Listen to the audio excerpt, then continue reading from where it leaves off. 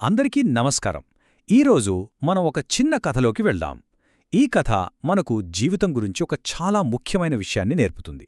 ఇంకెందుకు ఆలస్యం, మొదలుపెట్టేద్దామా? సరే, మన కథ ఇక్కడే మొదలవుతుంది.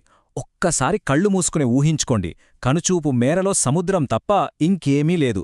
ఆ అపారమైన సముద్రం మధ్యలో ఒక చిన్న పడవ, దాన్ని శక్తివంతమైన అలలు అటూ ఇటూ ఊపేస్తున్నాయి. చూస్తుంటేనే కొంచెం భయంగా ఉంది గదూ? ఇక్కడ ఈ పడవ, ఈ సముద్రం, ఇవి కేవలం కథలో భాగాలు మాత్రమే కాదన్నమాట.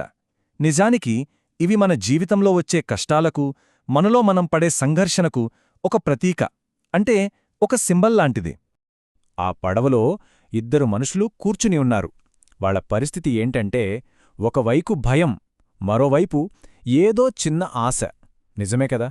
కష్టాలొచ్చినప్పుడు మనందరి పరిస్థితి దాదాపు ఇలాగే ఉంటుంది. ఒకేసారి భయపడతాం, కాని ఎక్కడో ఒక మూల ఆశ కూడా ఉంటుంది. అలాగే మన జీవితంలో వచ్చే ప్రతి కష్టం, ప్రతి అడ్డంకి కూడా అచ్చం ఆ అలలాంటిదే. అది మనల్ని ఒక కుదుపు కుదిపేస్తుంది. మన ధైర్యమెంత, మన స్థైర్యమెంత అని ఒక పరీక్ష పెడుతుంది. సరే, ఇంతటి కష్టంలో ఆ ఇద్దరి మనసుల్లో ఏం జరుగుతోందో ఇప్పుడు చూద్దాం. వాళ్ల లోపల ఒక సంభాషణ నడుస్తోంది. చెప్పాలంటే మనందరిలోనూ ఇలాంటి ఒక అంతర్గత పోరాటం జరుగుతూనే ఉంటుంది. చూడండి, ఒకే పరిస్థితి, కాని రెండు రకాల ఆలోచనలు. ఒక గొంతు ఏమో అంతం, మనం నాశనమైపోతాం అని భయపెడుతోంది. ఇంకో గొంతేమో లేదు, మనం నిలబడతాం, ప్రశాంతంగా ఉండు, మనం దీన్ని దాటగలం అని ధైర్యం చెప్తోంది. ఇది మనలో ఉండే భయానికి, ఆశకి మధ్య జరిగే యుద్ధం లాంటిది.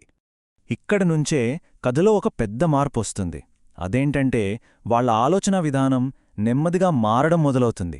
ఇది ఈ కథ మొత్తానికే చాలా కీలకమైన ఘట్టం. అలా ఆ అలలతో పోరాడుతున్నప్పుడే హఠాత్తుగా వాళ్లకొక విషయం అర్థమవుతుంది. ఆ ఒక్క క్షణం వాళ్ళు ప్రపంచాన్ని చూసే విధానాన్నే మార్చేసింది. ఇక్కడే అసలు విషయం ఉంది. వాళ్ళు ఆ అలలని శత్రువుల్లా చూడటం మానేశారు. వాటిని తమకు ఏదో చెప్పడానికి వస్తున్న ఒక సందేశంలా చూడటం మొదలుపెట్టారు. అప్పుడే వాళ్లకు అర్థమైంది, తాము ఎదుర్కొంటున్నది ఏదో ఒక ఆపద కాదని, ఇది తమ జీవిత ప్రయాణంలో ఒక భాగమని. ఎంత గొప్ప విషయం కదా ఇది! ఆ భయంకరమైన పరిస్థితిని కూడా తమ ప్రయాణంలో ఒక భాగంగా చూడటం. సరే, ఇంతకీ ఈ కథ మనకు నేర్పే అసలైన పాఠం ఏంటి? కష్టాలనుంచి కూడా మనం వివేకాన్ని ఎలా సంపాదించుకోవచ్చు, దాని గురించే ఇప్పుడు చూద్దాం. ఈ కథలో సముద్రపు వివేకం అనే ఒక ముఖ్యమైన ఐడియా ఉంది. అంటే ఏంటంటే, జీవితం అనేది సముద్రం లాంటిది. అందులో కష్టాలు అనే అలలు రావడం సహజం. అవి చూడ్డానికి భయంకరంగా ఉన్నా నిజానికి మనసుకి శాంతిని, కొత్త పాఠాల్ని నేర్పిస్తాయని అర్థం చేసుకోవడమే ఈ వివేకం. ఈ వివేకాన్ని పొందడానికి 3 మెట్లున్నాయన్నమాట.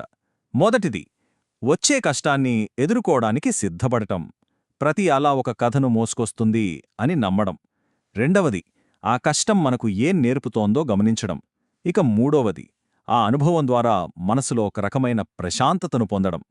సింపుల్గా చెప్పాలంటే, కష్టాన్ని అంగీకరించాలి, పాఠం నేర్చుకోవాలి, ప్రశాంతతను పొందాలి. సరే, ఇప్పటిదాకా కథ గురించి విన్నాం. కానీ ఈ నీతిని మన జీవితాలకు ఎలా అన్వయించుకోవాలి? ఈ కథ మనకిచ్చే సందేశమేంటి? సో, మనం గుర్తుపెట్టుకోవాల్సిన విషయం ఒక్కటే. జీవితంలో వచ్చే కష్టాలు మనల్ని భయపెట్టడానికో, పడేయడానికో రావు. అవి మనకు ఏదో నేర్పడానికే వస్తాయి. ప్రతి సవాలు మన లోపల ఎంత బలముందో మనకే గుర్తుచేసే ఒక గురువులాంటిది. మన పడవ చాలా బలంగా ఉంటుంది.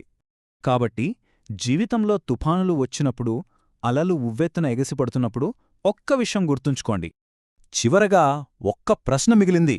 జీవితంలో తుఫానులు వచ్చినప్పుడు ఆ అలలు మనకు ఏమి నేర్పిస్తాయి? ఆ కష్టాలు మనకు ఎలాంటి పాఠాలు చెప్తాయి? ఒక్కసారి ఆలోచించండి.